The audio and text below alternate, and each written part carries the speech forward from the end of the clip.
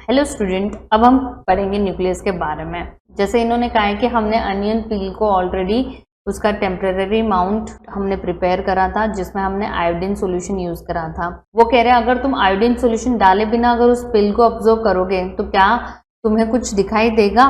Cell के different parts नहीं दिखाई देंगे। क्यों नहीं दिखाई देंगे? क्योंकि according to their chemical composition different regions of cells get coloured differentially. ठीक है, अलग अलग हो जाएंगे, मतलब कुछ डार्क हो जाएंगे, कुछ लाइट होंगे। क्लियर है? और इन्होंने पूछा है क्या हमारे पास सिर्फ आयोडीन सॉल्यूशन है यूज करने के लिए? नहीं, हमारे पास दो अदर टाइप ऑफ सॉल्यूशंस हैं। वो कौन से हैं? Safranin solution and methylene blue solution. ठीक है, ये दो टाइप ऑफ सॉल्यूशन है जो तुम आयोडीन के जगह भी यूज कर सकते हो।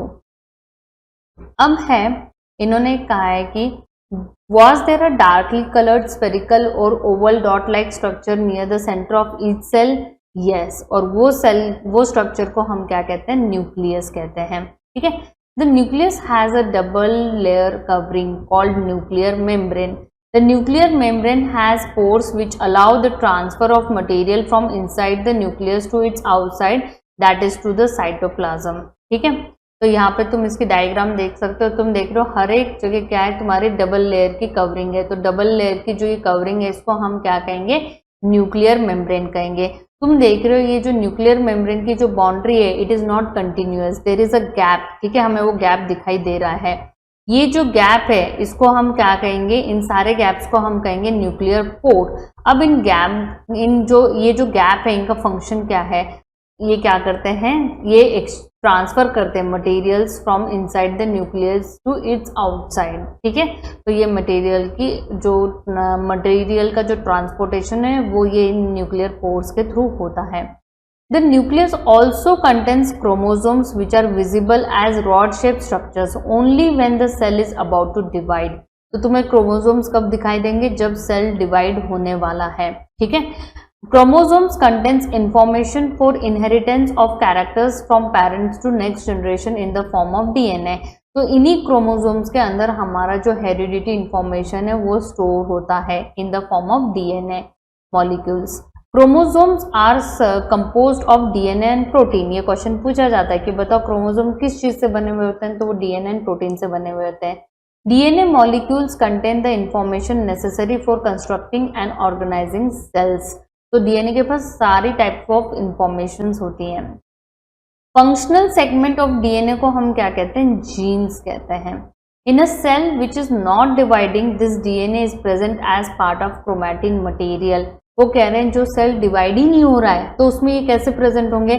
तो उसमें ये जो थ्रेड लाइक स्ट्रक्चर दिख रहा है ना, तुम्हें टैंगल थ्रेड दिख रहा है, ये तुम्हारा क्या है? क्रोमैटिन मटेरियल है। ठीक है, इसको हम कहेंगे क्रोमैटिन मटेरियल। पर जब सेल को डिवाइड होना होता है ये क्रोमैटिन मटेरियल क्या हो जाएगा? ये थिक हो जाएगा। थिक होके ये किस में कन्वर्ट हो जाएगा? तुम्हारे क्रोमोसोम्स में कन्वर्ट हो जाएगा। Chromatin material visible as entangled mass of thread like structures. Whenever the cell is about to divide, the chromatin material gets organized into chromosomes. जब जब इनको सेल को डिवाइड होना है तो उनका कन्वर्जन होगा। The nucleus plays a central role in cellular reproduction, the process by which a single cell divides and forms two new cell. हमें पता है कि हर एक new cell has been formed from pre existing cell. तो ये कैसे हो रहा है? ये न्यूक्लियस करता है। न्यूक्लियस क्या करता है? इस डिवीजन का न्यूक्लियस ये डिवीजन के इसमें बहुत ही क्रूशियल रोल प्ले करता है। It also plays a crucial role along with the environment in determining the way the cell will develop and what form it will exhibit at maturity by directing the chemical activities of the cell. तो ये एक तरीके से हम कह सकते हैं कि ये एनवायरनमेंट के साथ भी रोल प्ले करता है। इसको पता होता है कि सेल कैसा डेवलप होगा, जब वो मैच्योर होगा वो कैसा होगा, और वो उसके अकॉर्डिंगली केमिकल एक्टिविटीज को क्या करता है? डायरेक्ट करता है उसके अंदर। ठीक है, in some organisms like bacteria, the nuclear region of the cell may be poorly defined due to the absence of nuclear membrane. But there are some organisms जिसमें जो न्यूक्लियस है वो वेल डेवलप नहीं है। वेल डेवलप क्यों नहीं है? क्योंकि उनके पास न्यूक्लियर मेम्ब्रेन नहीं है। तो हम कहेंगे they are poorly developed. Such and undefined nuclear region containing only nucleic acid is called a nucleoid. तो अब हम उसको न्यूक्लियस ना कह के क्या कहेंगे? न्यूक्लियोइड कहेंगे। क्यों? क्योंकि उसके पास क्या है? सर्टन एक जगह है जो कि अनडिफाइंड रीजन है और उसमें क्या प्रेजेंट होगा, न्यूक्लिक एसिड प्रेजेंट होगा। Such organisms whose cells lack a nuclear membrane are called prokaryotes. तो ऐसे ऑर्गेनिजम्स कैसे होंगे, प्रोकैरियोट्स होंगे। और ऐसे ऑर्गेनिजम्स जिसमें न्यूक्लियर मेम्ब्रेन होता है, वेल डेवलप्ड न्यूक्लियस होता है, उनको हम क्या कहेंगे, यूकैरियोट्स कहेंगे। Prokaryotic cells also lack most of the other cytoplasmic organelles. Obviously जो प्रोकैरियोट्स होते हैं उनके पास जब वेल डिफाइंड न्यूक्लियस ही नहीं है, न्यूक्लियस इज क्या, न्यूक्लियस इज द, हम कहेंगे बहुत ही मेन पार्ट है सेल का। जैसे हमारी बॉडी में सबसे मेन हम कहेंगे ब्रेन है, तो सेम वे इनके बॉडी में भी क्या है, nucleus is the main part, brain of the cell है वो। तो अगर न्यूक्लियस ही वेल डेवलप नहीं है तो उसमें अदर साइटोप्लाज्म जो अदर तुम्हारे ऑर्गेनल्स हैं उनकी प्रॉपर फंक्शनिंग, उनकी एक्टिविटीज को कौन कैरी आउट करेगा, कौन कंट्रोल करेगा, तो इसलिए ये भी उनमें पॉसिबल नहीं है।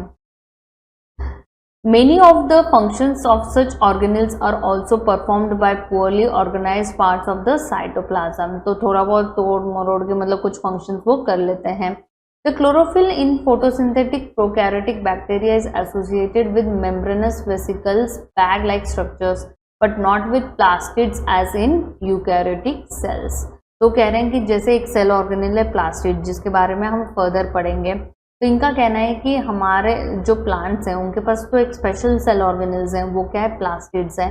पर तुम्हें पता है कि एक काइंड ऑफ बैक्टीरिया भी क्या करता है, फूड प्रोड्यूस करता है, वो ऑटोट्रॉप है, तो उसमें तो प्लास्टिड होगा नहीं क्योंकि बैक्टीरिया तो प्रोकैरियोट्स हैं, तो उनमें कैसे होगा। तो वो कह रहे हैं कि उनमें लाइक एक मेम्ब्रेनस वेसिकल होता है, एक बैग लाइक स्ट्रक्चर होता है जो कि प्लास्टिड के जैसे कुछ काम करके वो फोटोसिंथेसिस कैरी आउट कर देता है उनके अंदर, ठीक है, एक प्रॉपर नहीं है उनके पास। तो याद रखना है ये diagram is too important. This is prokaryotic cell, तुम देख रहे हो ये वेल डेवलप नहीं है, इनके पास न्यूक्लियर मेम्ब्रेन नहीं है और इसको हम न्यूक्लियस ना कह के क्या कहेंगे, न्यूक्लियाइड कहेंगे।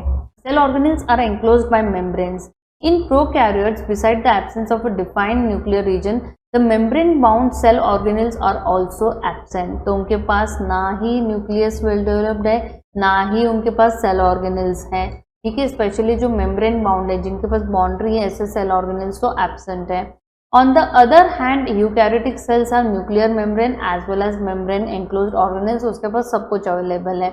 The significance of membranes can be illustrated with the example of viruses.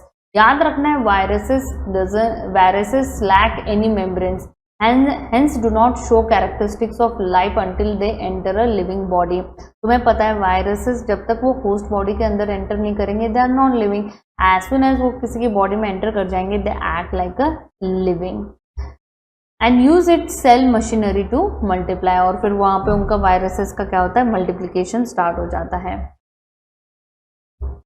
अब आते हैं क्वेश्चंस के ऊपर। एक ही क्वेश्चन इस टॉपिक के ऊपर जो इन टेक्स्ट में है वो है प्रोकैरियोटिक सेल और यूकैरियोटिक सेल के बीच में डिफरेंस बताओ। तो तुम्हें याद रखना है प्रोकैरियोटिक सेल जनरली स्मॉल होते हैं, ये जनरली लार्ज होते हैं। इनमें न्यूक्लियर रीजन कैसा होता है, पुअरली डेवलप्ड होता है। क्यों, due to lack of nuclear membrane, मतलब कि हम कहेंगे न्यूक्लियर मेम्ब्रेन एब्सेंट होता है। इनमें प्रॉपर न्यूक्लियर रीजन होता है क्योंकि उनके पास न्यूक्लियर मेम्ब्रेन होता है।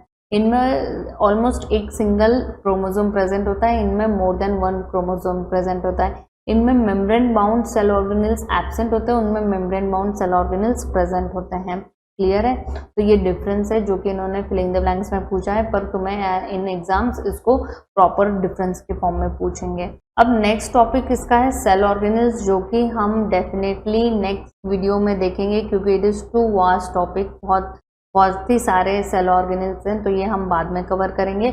अभी के लिए हम आते हैं क्वेश्चन आंसर्स के ऊपर। जो हमने टॉपिक पढ़ा है उसके क्वेश्चन आंसर्स देख लेते हैं। अभी मैंने तुम लोगों को बताया क्रोमोसोम्स किससे बने हुए होते हैं, डीएनए एंड प्रोटीन से बने होते हैं। C option. Where are genes located, तो याद रखना है genes are located on chromosomes in the nucleus, ठीक है। तो समझ में आ रहा है ना, जीन्स क्रोमोसोम्स में और क्रोमोसोम्स कहाँ, न्यूक्लियस में। अब ये एग्जाम्पलर का क्वेश्चन है, how are chromatin, chromatid and chromosomes related to each other, पता होना चाहिए। जब तक सेल डिवाइड नहीं होता है तो तुम्हें पता है न्यूक्लियस के अंदर जो तुम्हारा सेल होता है वो कैसे प्रेजेंट होता है, एंटैंगल के फॉर्म में होता है, ऐसे थ्रेड लाइक स्ट्रक्चर होता है। Tangle mass of thread like structure को हम क्या कहते हैं, क्रोमैटिन कहते हैं, ठीक है। और वो किससे बने हुए होते हैं, डीएनए और प्रोटीन से बने हुए होते हैं। पर जब सेल को डिवाइड होना स्टार्ट हो जाता है तो वो टैंगल मास किस में कंडेंस हो जाता है, लॉन्ग थ्रेड्स थिक बॉडीज में, रॉड लाइक शेप बॉडीज में कन्वर्ट हो जाता है, क्रोमोसोम्स। ठीक है, और ये क्रोमोसोम्स में क्या प्रेजेंट होता है, डीएनए प्रेजेंट होता है, जो कि हमारी हेरिडिटी इंफॉर्मेशन को कैरी आउट करता है। A gene is called heredity unit and DNA is called heredity material. Clear है। अब है क्रोमैटिड। What is chromatid? देखो क्रोमोसोम ये ऐसे बनता है जब उसको डिवाइड होना है, फिर इनका डुप्लीकेशन होता है। ठीक है, तो इनका यही कहना है कि a chromatid is one copy of duplicated chromosome.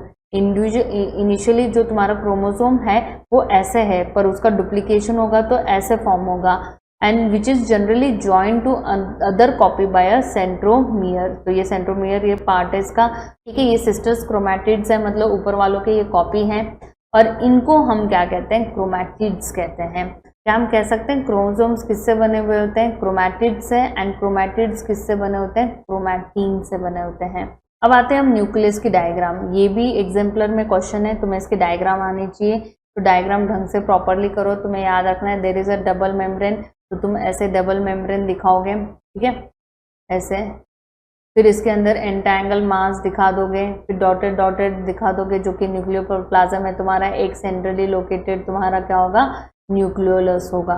ठीक है, अब इन्होंने न्यूक्लियस और न्यूक्लियोइड में डिफरेंस पूछा है। तुम्हें पता है nucleus is present in eukaryotes, nucleoid is present in prokaryotes. Nuclear membrane bounds होते हैं इनके पास। ठीक है, इसमें न्यूक्लियर मेम्ब्रेन एब्सेंट होता है, इसमें लार्ज और ये वेल ऑर्गेनाइज्ड होता है, ये पुअरली ऑर्गेनाइज्ड होता है। इसमें क्रोमोसोम्स विद डीएनए होते हैं, इसमें सिंगल क्रोमोसोम प्रेजेंट होता है, इसमें न्यूक्लियोप्लाज्म न्यूक्लियोलस सब कुछ होता है, और इसमें दोनों ही चीजें एब्सेंट होती हैं। ठीक है, तो ये डिफरेंस बहुत ही इजी डिफरेंस है। फिर what is the function of nuclear membrane? तुम्हें याद रखना है कि ये क्या करता है कि nuclear envelope separates the nucleus from rest of the cell. फिर ये क्या करता है, प्रोटेक्शन भी देता है, और तीसरा ये मटेरियल्स को एक्सचेंज करता है, क्योंकि न्यूक्लियर मेम्ब्रेन में देयर इज अ गैप जिसको हम न्यूक्लियर पोर कहते हैं। क्लियर है।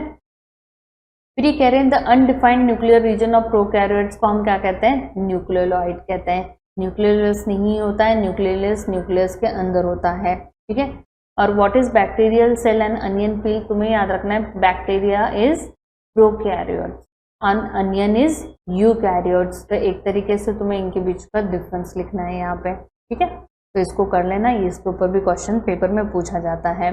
तो ये वो क्वेश्चन है जो आज टॉपिक हमने कवर किया है, इसको प्रॉपरली प्रिपेयर करो, और ऐसे से ही क्वेश्चंस तुम्हें सिमिलर तुम्हारे एग्जाम्स में दिखेंगे। ठीक है, तो अब हम वीडियो को यहीं पे एंड करते हैं। किसी को कुछ डाउट है या कुछ सजेशन है तो please comment down. Thank you.